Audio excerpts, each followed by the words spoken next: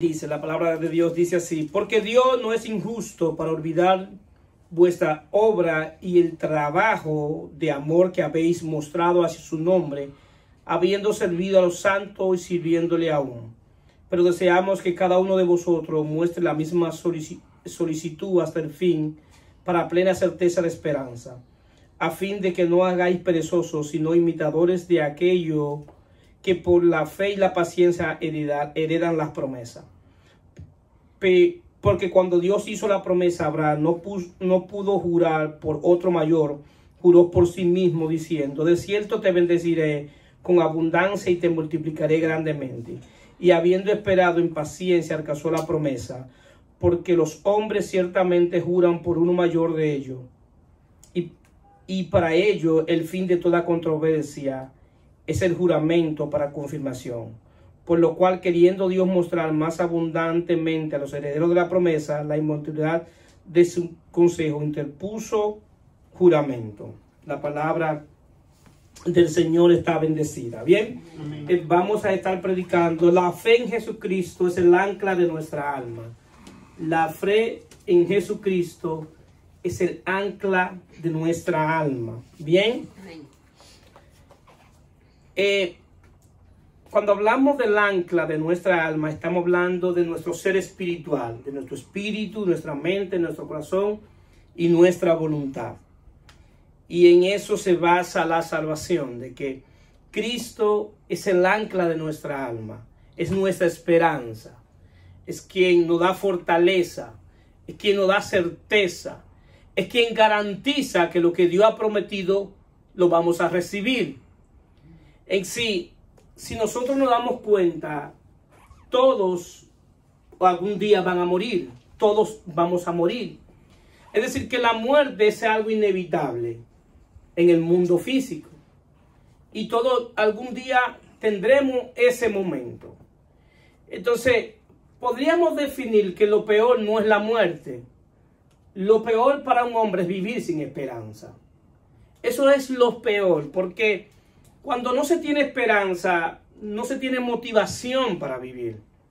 Porque si usted le dicen que tiene una etapa terminal, usted pierde toda la esperanza de esta vida. Todo lo que usted trabajó, todo lo que usted hizo, se dará cuenta que no lo puede salvar de eso. Porque ya es una muerte eminente. Hay gente que le dicen: te quedan 3 meses de vida. Entonces ya no tiene esperanza, porque quizá trabajó toda su vida para acumular cosas en este mundo, pero se da cuenta en ese momento que todo lo que hizo no tenía valor con respecto a la eternidad.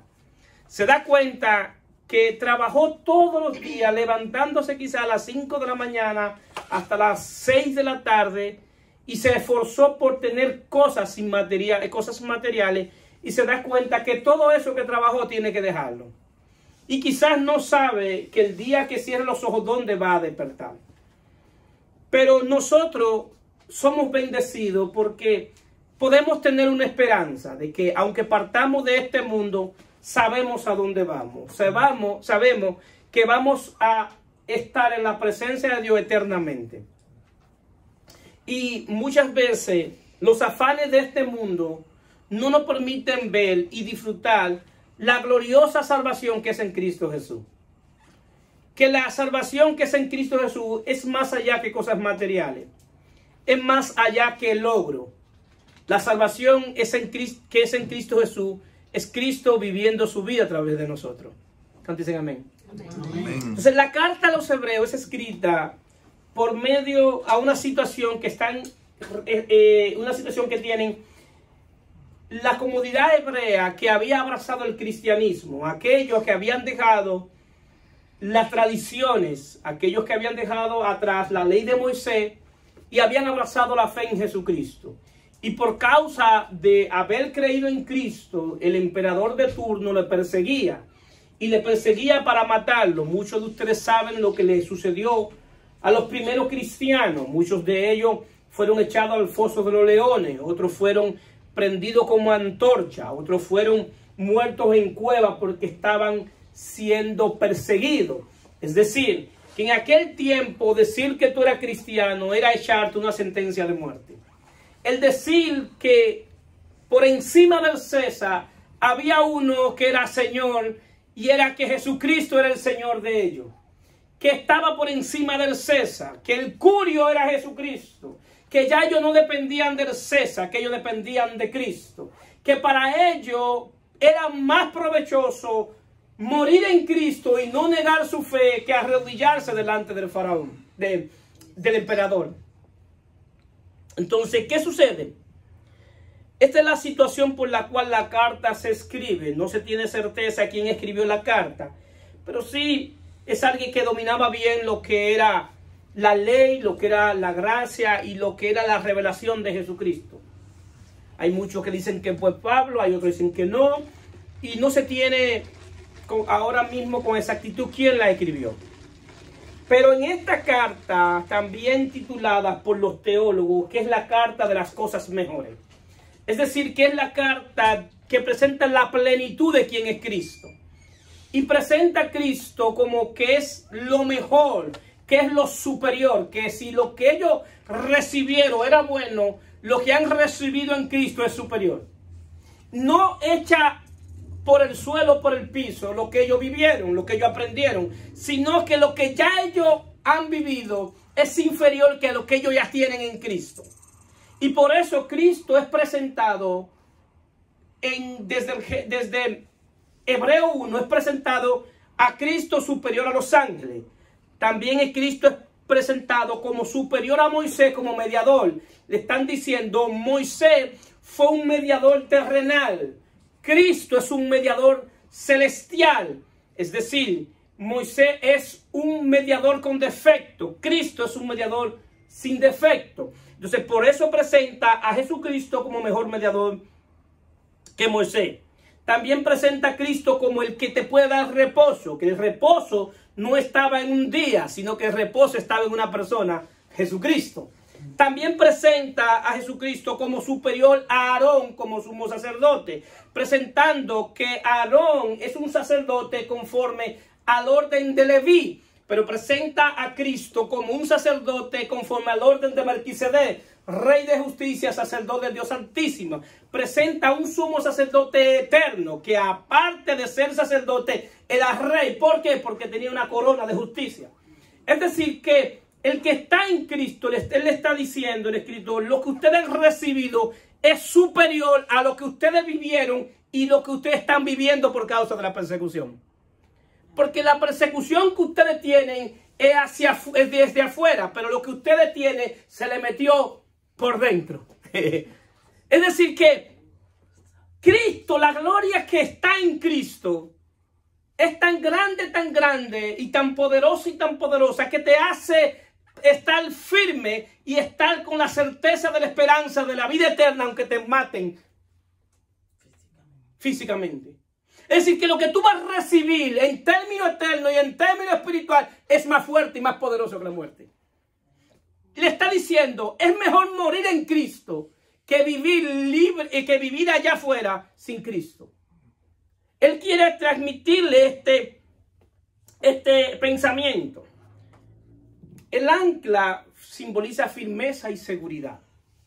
Es decir, que cuando yo estoy hablando de que Jesucristo es el ancla de nuestra alma, lo que le estoy diciendo en pocas palabras, que es el único que nos puede dar firmeza y seguridad en este mundo cambiante. En un mundo que de la noche a la mañana cualquier cosa puede cambiar. Nosotros vemos en los últimos años cómo el mundo ha cambiado por dos eventos. Por dos eventos que el hombre no ha tenido control. La pandemia y ahora esta guerra que amenaza con una guerra mundial. Y cómo la gente está en crisis, cómo la economía va tambaleando de aquí para allá y de allá para acá. Y mucha gente quizá la economía le ha cambiado, sus ingresos le han bajado y tienen situaciones difíciles. Entonces eso hace, ¿qué hace eso? Que cuando tu situación cambia y te perjudica esa situación que cambió, inmediatamente la gente comienza a tener situaciones espirituales. Inmediatamente la gente comienza a perder la paz, comienza a tener intranquilidad, pierde la armonía. Hay muchos que pierden la salud. Hay muchos que perdieron la salud en la pandemia. Hay otros que no les dio el virus, pero emocionalmente sufrieron más que lo que le dio. Porque estuvieron con miedo. Andaban y tenían miedo porque estaban peleando con un enemigo que era invisible. Y tenían miedo que si el virus le llegaba, ¿qué iba a hacer de ellos? Entonces, ¿qué sucede? Está claramente certificado que las enfermedades que más afectan son las enfermedades que son producto de las cosas espirituales. Es más, las enfermedades físicas muchas veces provienen de las situaciones espirituales. El estrés es el causante de muchas enfermedades. ¿Cuánta gente tiene depresión? Pero, ¿por qué tienen depresión? Porque no tienen esperanza. Porque tienen miedo de que mañana, ¿qué va a hacer si me enfermo? ¿Qué va a hacer si pierdo el trabajo? ¿Qué va a hacer de mi familia si yo me muero? ¿Qué va a hacer si pierdo la casa? ¿Qué va a hacer si pasa esto y esto? Y viven en un afán. Hay otros que tienen miedo a muchísimas situaciones. Pero dice la palabra que el amor de Dios echa fuera todo el temor. Es decir, que si estamos en Dios, debemos estar confiados de que cualquier cosa que suceda, Dios está con nosotros en Cristo Jesús. ¿Cuántos dicen amén? Amén. Que esa es la seguridad que nosotros tenemos que tener en esta vida. De que Cristo está con nosotros como poderoso gigante. Y que no hay nada que pueda separarnos de Él. Ni hambre, ni tribulación, ni peligro, ni espada, ni demonio, ni principado, ni ninguna otra cosa creada podrá separarnos del amor de Dios que es en Cristo Jesús, Señor nuestro. Amén. Eso debe darnos una tranquilidad y una paz enorme al punto de decir, yo estoy confiado, no en lo que tengo, no en lo que viene, yo estoy confiado porque Dios está conmigo. Amén. Entonces, ¿qué sucede? Jesús, era muy difícil que entendieran cuando Jesús hablaba. Porque Jesús vino a un mundo plagado por los pensamientos del mundo. Y cuando Jesús viene y habla y dice, mi reino no es de este mundo, no lo iban a entender. No había manera que él entendiera, que la gente entendiera a Jesús. Y queridos hermanos, hacer riqueza en el mundo no es malo, ni es pecado. Lo malo y lo pecaminoso es creer que la riqueza de este mundo es la fuente de tu vida. El creer que ahí está la vida del hombre. En trabajar y trabajar para acumular cosas. El creer que eso es lo que le va a dar razón a tu existencia. Ahí es que está el problema.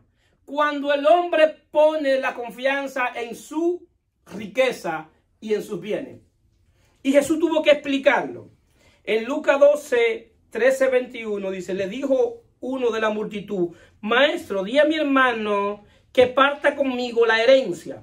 Mas él le dijo, hombre, ¿quién me ha puesto sobre vosotros como juez o partidor? Y le dijo, mirad, guardaos de toda avaricia, porque la vida del hombre no consiste en la abundancia de bienes que posee. Este hombre se le acerca a Jesús porque tiene un problema con un hermano. Y le dice, dile a mi hermano que reparta los bienes. Y Jesús le dice, óyeme, yo no he venido a resolver conflictos terrenales. Yo no vine a resolver ese conflicto. Tu conflicto es terrenal. Y ese conflicto es por parte de tu avaricia. El conflicto que yo vine a resolver es un conflicto espiritual.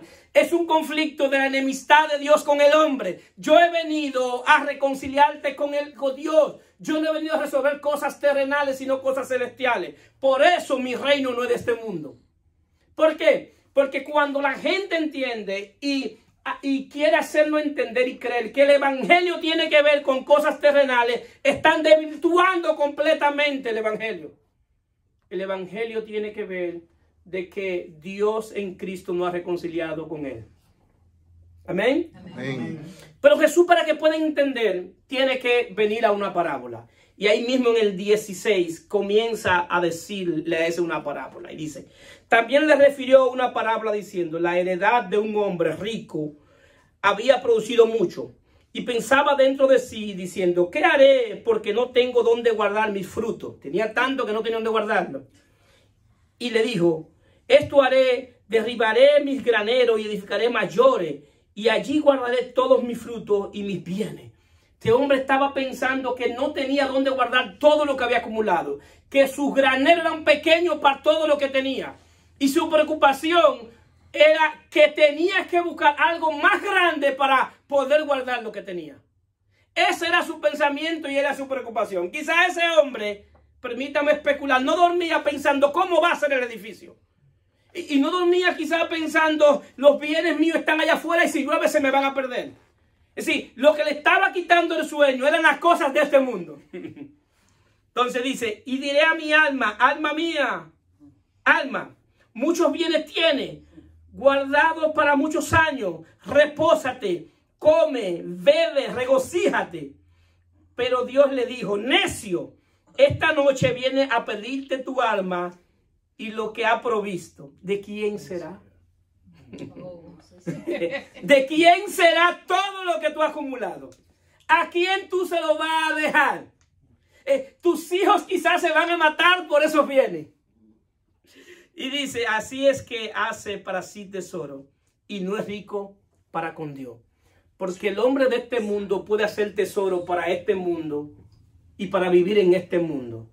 Y aún así no hacer tesoro para con Dios. Meditemos 30 segundos en esta palabra. Que verdaderamente nuestro tesoro tiene que ser para con Dios. Verdaderamente lo que debemos acumular era para con Dios. Entonces, ¿qué sucede? La bendita y extraordinaria salvación que es en Cristo Jesús nos ha hecho ricos en términos espirituales. Amén. Nosotros somos ricos en términos espirituales. Tenemos tanto bienes que no tenemos quizás espacio donde ponerlo. La palabra enseña y dice, bendito sea el Dios y Padre de nuestro Señor Jesucristo, que nos bendijo con todas bendiciones espirituales en lugares celestiales en Cristo. ¿Cuántas bendiciones espirituales te hace falta? Ni una.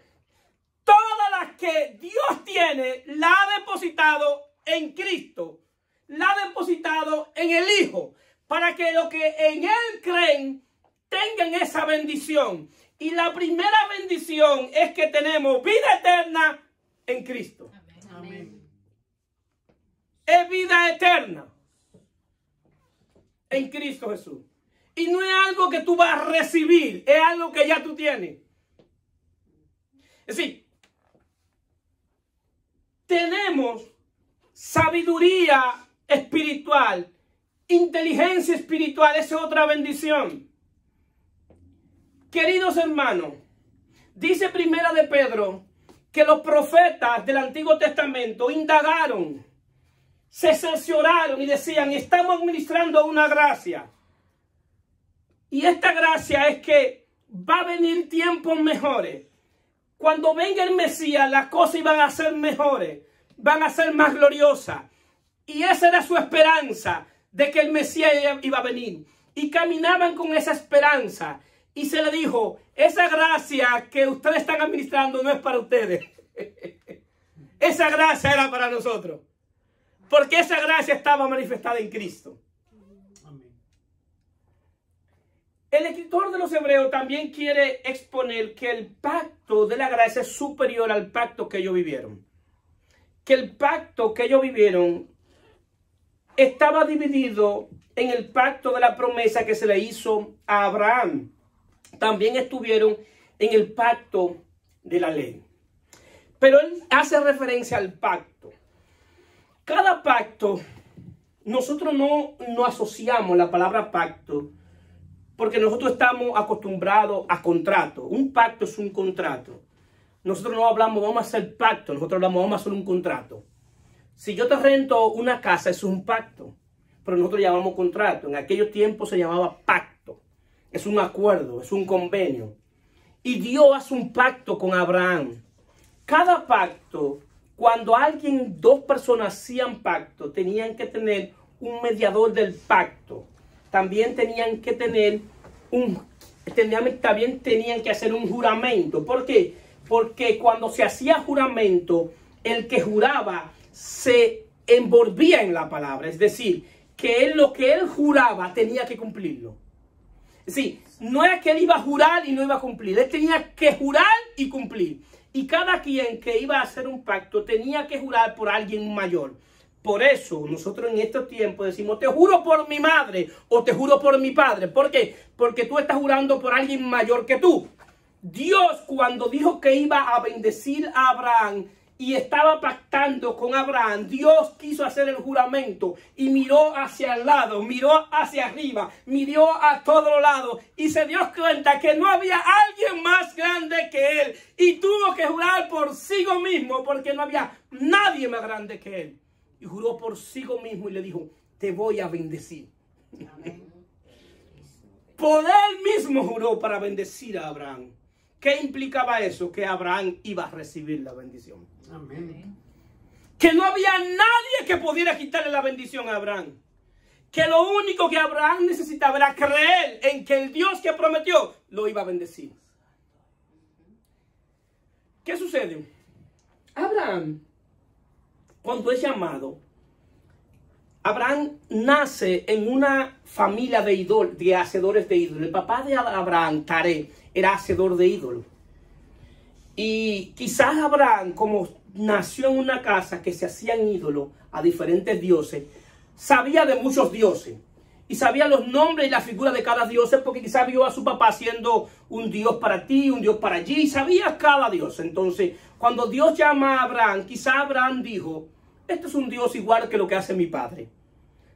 Y obedeció a un Dios que quizás es igual a lo que él ha visto. Pero, ¿qué pasa? En el camino Abraham se va dando cuenta que el Dios que lo llamó es un Dios fiel y verdadero. Se da cuenta que es un Dios diferente. Se da cuenta que este Dios, quizás cuando le pidió el hijo, para Abraham eso era algo normal en ese tiempo, porque los dioses, la gente le ofrecía su primer hijo a los dioses. Y cuando Dios le pide el hijo a Abraham, Abraham quizás entendió, este es unos dioses más que puede pedir el hijo. Pero en el caminar se da cuenta que es un Dios diferente. Y comienza a ver que este Dios no solamente es diferente a los demás, sino que aún después de Abraham hacer el sacrificio de su hijo, Dios podía revivirle a su hijo. Entonces, ¿qué sucede? Abraham llega a esta conclusión y va a caminar porque en el trayecto se da cuenta de quién es su Dios. Abraham un día tiene que bajar a Egipto porque la situación estaba difícil económicamente donde él estaba. Y tiene que bajar a Egipto. Pero su esposa Sara era muy hermosa y decía, bueno, si yo voy con esta mujer, cuando el faraón la vea va a quererla. Entonces, di que tú eres mi hermana para salvar nuestra vida. Yo necesito salvar mi vida, pero yo voy a salvar mi vida con una media mentira o con una media verdad, porque era media hermana de él. Di que tú eres mi hermana, porque esta mentira es la que me va a salvar. Yo voy a confiar en mi mentira para salvarme. Y llega allá, y así mismo lo que pensó, dijo, esta es mi hermana, para salvar su vida. Pero esa noche sabemos que cuando el faraón quería llegarle a Sara, lo que le sucedió, Dios lo hirió. Lo hirió en términos espiritual y le hace entender quién era Sara. Y el faraón tiene que devolverle a su mujer, a Abraham, y tiene que devolverle riqueza. Tiene que darle muchos bienes para que Abraham oye, toma estos bienes y véteme de aquí. Porque el Dios que tú le sirves es un Dios demasiado celoso con lo suyo. Y Abraham toma y se va de Egipto. Y él fue con necesidad y salió rico. Entonces en el capítulo 12 me llama la atención que Dios duró un tiempo sin hablarle a Abraham.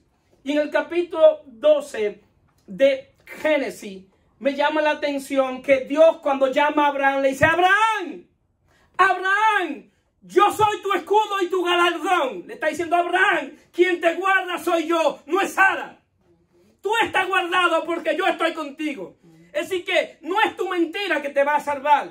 Yo soy tu escudo, yo soy tu galardón. Confía en mí, cree en mí. Y cada vez que tú quieras hablar una mentira para salvar tu vida, date cuenta que mi esperanza, que yo soy tu esperanza. Que tu esperanza soy yo. Que tu confianza tiene que estar puesta en mí. ¿Qué te digo con esto? ¿O qué me digo yo mismo? Que nuestra esperanza cada día tiene que estar en Dios. Amén. Como el ancla de nuestra alma. Porque es verdad que vienen procesos, es verdad que vienen situaciones difíciles, es verdad que es difícil conectar lo que dicen las escrituras con mi realidad, es difícil conectarla. Porque qué fácil sería para mí que tengo pan, que tengo abrigo, decirle a alguien que no tiene pan y que no tiene abrigo, confía en Dios. Pero me dice, pero pastor, usted tiene pan y usted tiene abrigo, pero yo no lo tengo. Bueno, ese es lo complejo de la fe. Porque la fe es la certeza de lo que se espera y la convicción de lo que no se ve. Entonces, ¿qué sucede? Pero la fe es compleja y es amplia. Y el asunto es que mucha gente tiene fe. Pero tienen fe en muchas cosas. Tienen fe en que si ellos están enfermos pueden orar a Dios para que los sane. Y es verdad, Dios puede sanarlo. Porque esa es la fe. Hay gente que tiene fe que Dios lo puede proveer. Claro que sí, esa es la fe. Pero tenemos que poner la fe en el estado correcto. Y la fe en el estado correcto es la fe en el Evangelio de Dios acerca de su Hijo Jesucristo. Amén. Que el centro de la fe nuestra no es algo. El centro de la fe nuestra es una persona llamada Jesucristo. Eso es lo que se le hace difícil a la gente conectar. Por eso el mensaje del Evangelio, predicado correctamente, es un mensaje lleno de esperanza.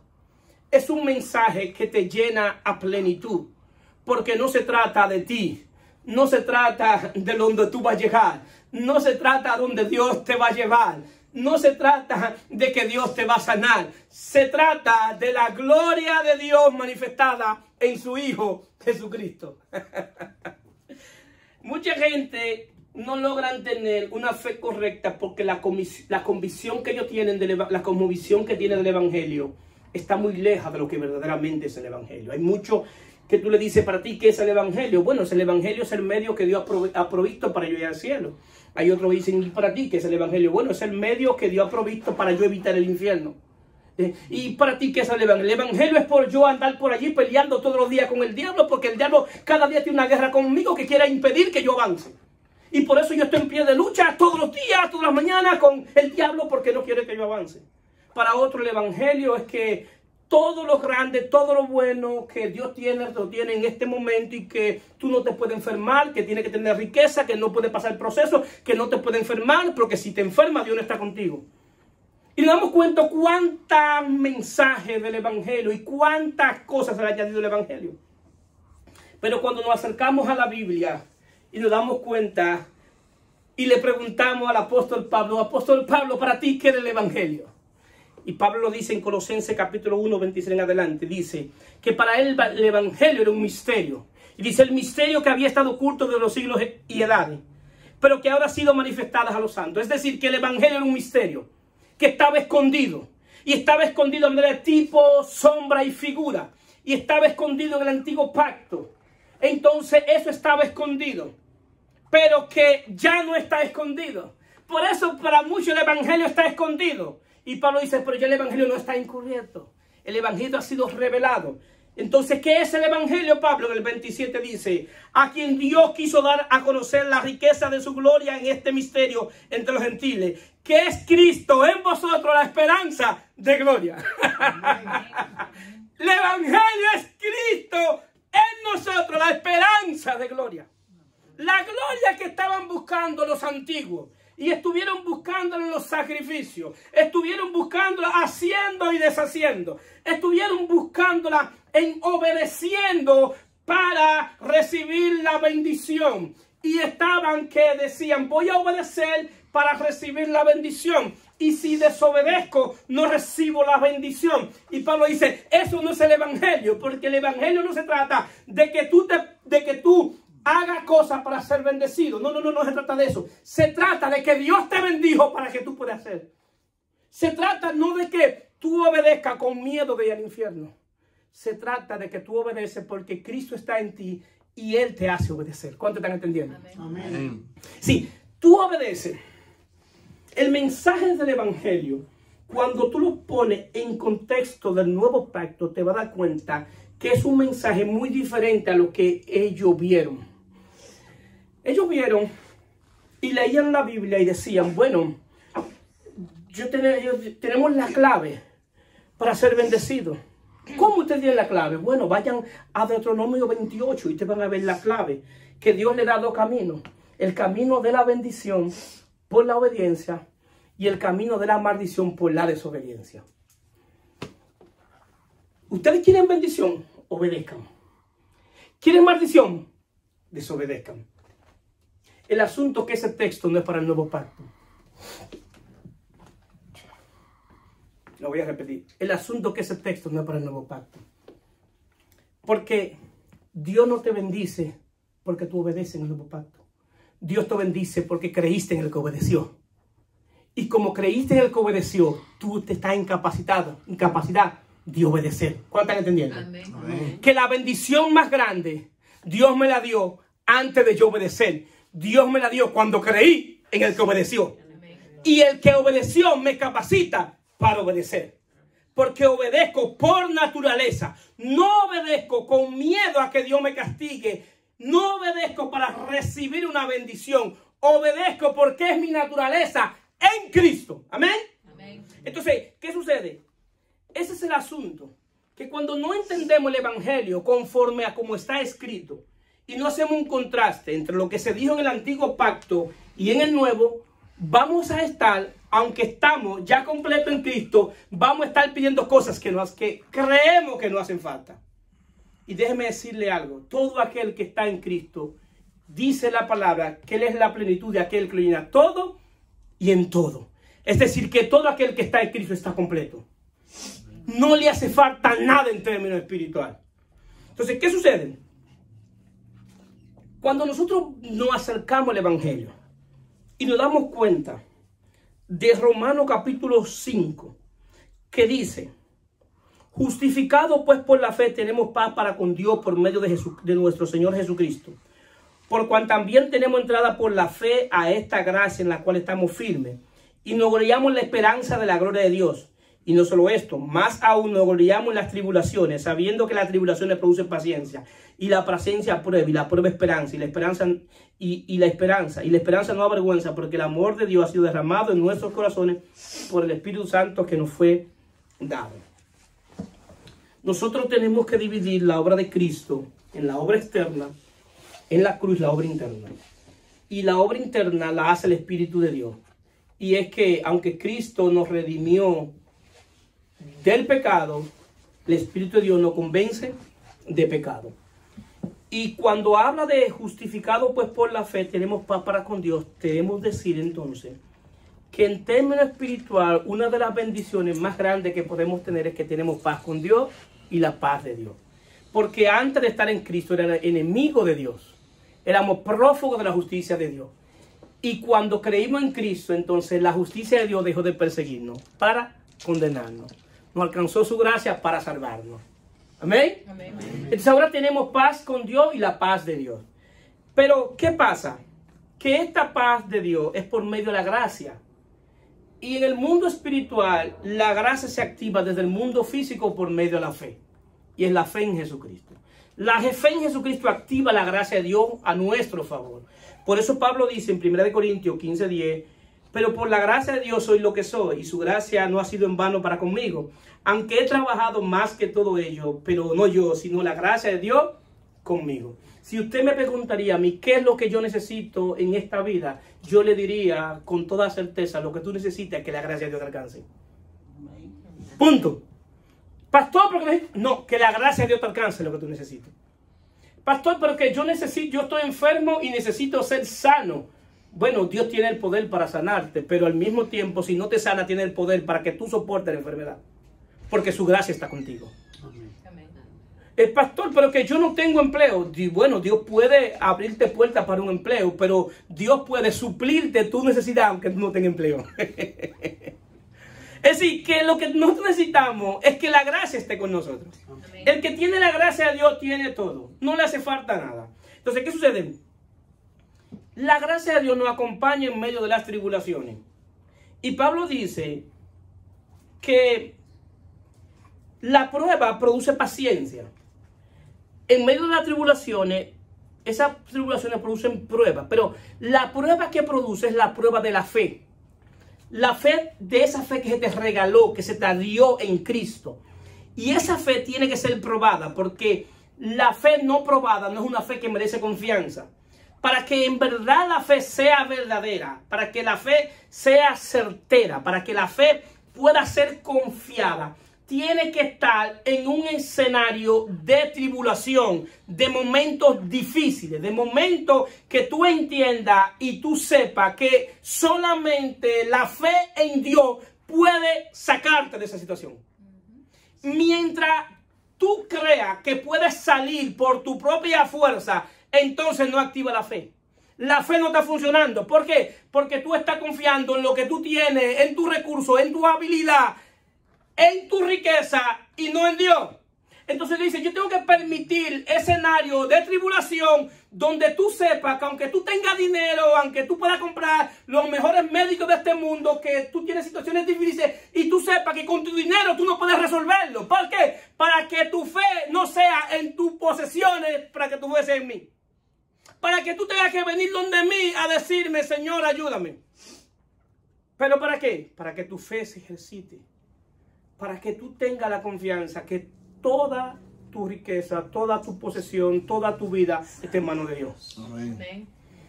Que no hay nada que esté en tus manos. Aquí nadie nada tiene en sus manos.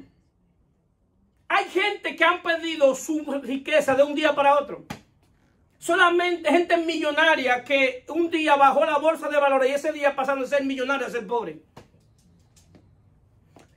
Y muchos han escuchado lo que fue el lunes negro. Un tiempo que la bolsa de valores bajó tanto que muchos millonarios dejaron de ser millonarios y comenzaron a ser pobres. Y muchos de ellos comenzaron a suicidarse porque su confianza estaba en el dinero. Su confianza estaba en la bolsa de valores.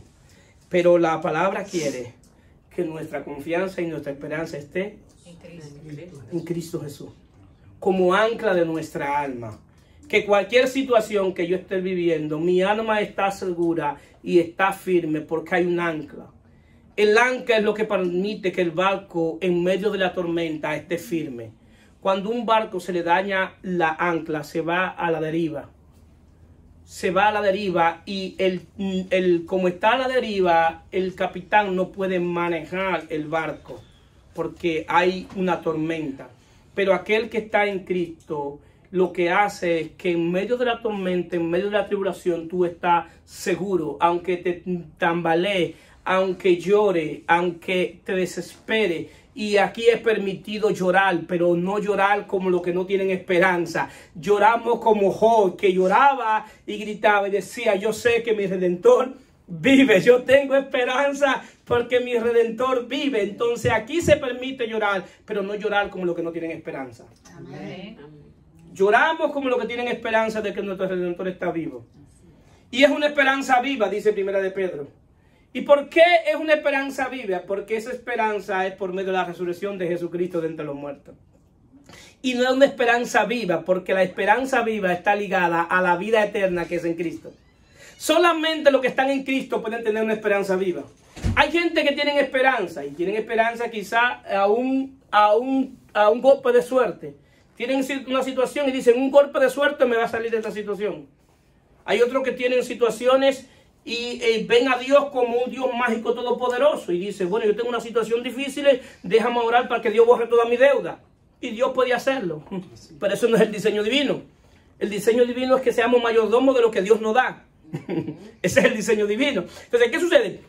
Entonces, la esperanza es que Dios en Cristo Jesús se ha manifestado. Porque la gracia de Dios se ha manifestado para todos los hombres. Para enseñarnos a que renunciemos al impiedad y al deseo mundano. Sí, la mayor expresión de la gracia de Dios es que la gracia de Dios viene como maestro, viene a enseñarte. Y la gracia de Dios no nos hace pasivo, nos hace activo. Es decir, creer en la gracia de Dios no es que estemos sentados esperando que la cosa venga. No. Lo que pasa es que nosotros sabemos que no dependemos de nosotros, que dependemos de Dios.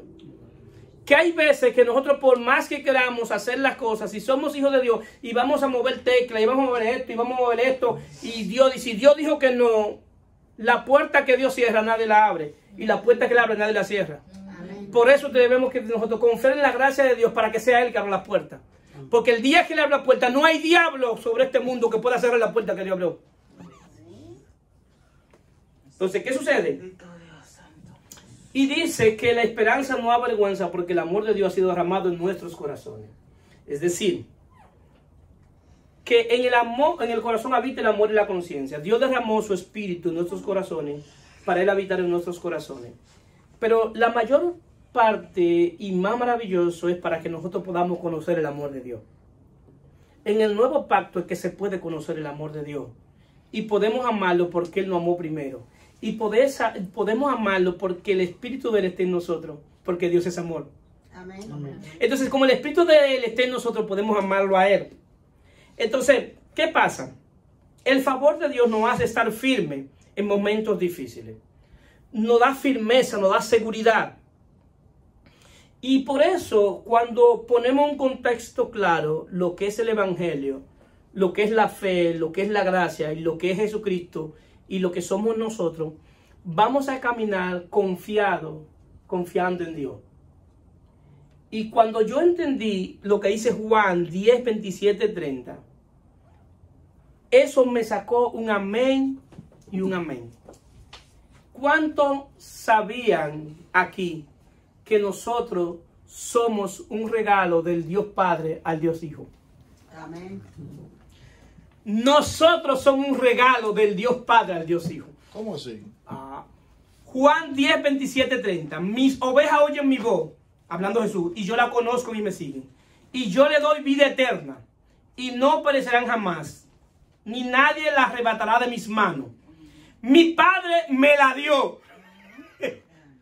Mi Padre me la dio. Es mayor que todo, y nadie la puede arrebatar de las manos de mi Padre. Yo y el Padre somos uno. Cuando nosotros nos veamos como un regalo del Padre al Hijo, vamos a vivir para el Hijo. Porque somos un regalo. ¡Qué maravilloso regalo! Esa es la palabra. ¡Qué privilegio! Esa es la palabra. ¡Qué privilegio ser un regalo del Padre para el Hijo! Porque el Padre sabía que solamente en el Hijo podía recuperarnos. Amén. Que solamente en el Hijo podía recuperarnos. El Evangelio presenta a un Dios sumamente abundante y rico, que tiene tanta riqueza que quiere compartirla con sus hijos. Pero que el problema es que ese Dios rico en abundancia solamente tiene un solo hijo. Y Él dice, como yo tengo un solo hijo, yo quiero tener más hijos con la imagen de mi hijo. Por eso lo voy a recuperar en mi hijo. Y toda mi herencia, toda mi riqueza, toda mi abundancia, la voy a depositar en mi hijo. Y todo aquello que tenga la imagen de mi hijo, tienen la riqueza y la abundancia que yo dispensé en mi hijo. Y eso se llama la abundante riqueza de la gracia de Dios para con nosotros en su Hijo. Amén. Mucha gente vive un evangelio y una vida miserable sin saber que son hijos de un Padre rico. De un Padre rico en términos espirituales. Y esa riqueza tiene que ver con cosas espirituales. Cuando la Biblia habla en el nuevo pacto de riqueza, de abundancia, no está hablando de cosas materiales. Está hablando de cosas espirituales. Sin menospreciar las añadiduras. Porque las cosas terrenales son añadiduras. Buscad el reino de Dios y su justicia y las demás cosas serán añadidas. Amén. Pero a ti se te añaden después que tú eres rico espiritual. Las añadiduras no vienen primero, vienen después. Y Dios va añadiendo. Por eso he puesto los ojos en Jesús, el autor y consumador de la fe. Por eso he puesto la mirada en las cosas de arriba donde está Cristo sentado. Dios nos bendijo para que pudiéramos vivir una vida para Él. Dios nos bendijo para que su Hijo, por medio de su Hijo, viviendo en nosotros. Y quiero que quede claro para finalizar el contexto de lo que quise decir de la obediencia, porque no estoy menospreciando la obediencia. El asunto que de la única manera que el hombre puede obedecer a Dios es si está unido al Hijo. Si tiene espíritu del Hijo. El Hijo puede obedecer al Padre si tiene el espíritu del Hijo. Nadie puede obedecer a Dios separado de Cristo. Separado de mí, nada podéis hacer. Es decir, que yo puedo obedecer porque estoy en el Hijo. A recibir la bendición del Hijo, puedo obedecer. Quise tener eso bastante claro porque se puede malinterpretar y pueden entender que podemos vivir una vida como quiera. No, no. Lo que te estoy poniendo en un contexto clave, lo que es el Evangelio. Que fuimos bendecidos, fuimos salvos, no porque obedecimos. Fuimos salvos porque creímos en el que obedeció. Amén. Amén. Esa es la salvación que es en Cristo Jesús, Señor nuestro. Bendita y maravillosa gracia. Denle un aplauso a Cristo. Amén. Gracias, Señor, por esta gracia. Estamos aquí.